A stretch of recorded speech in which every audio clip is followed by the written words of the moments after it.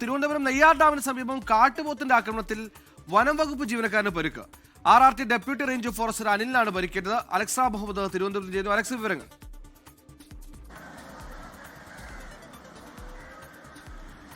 സുഹൈല, തിരുവനന്തപുരം കള്ളിക്കാട് പഞ്ചായത്ത് നെയ്യാർ ഡാമിന് സമീപം കണ്ടംതിട്ടയിലാണ് ഈ അപകടം, ഈ കാട്ടുപോത്ത് ആക്രമണം നടക്കുന്നത്.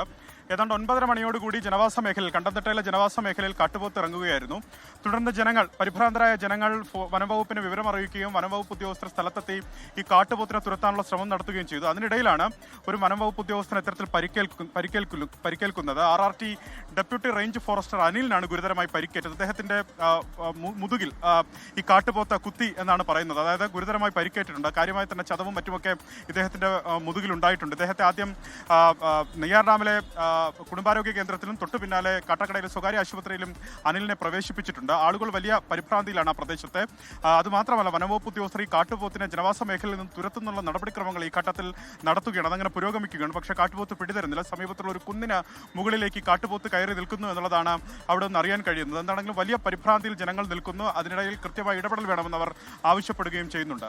സുഹൈൽ, ലോകത്തെവിടെയായാലും ഏത് സമയത്തും 24 വാർത്തകളും ഓഗ്മെന്റഡ് റിയാലിറ്റി പാക്കേജുകളും എക്സ്പ്ലെയിനറുകളും വിശദമായി കാണാൻ ഞങ്ങളുടെ യൂട്യൂബ് ചാനൽ നിങ്ങൾക്ക് സബ്സ്ക്രൈബ് ചെയ്യാം.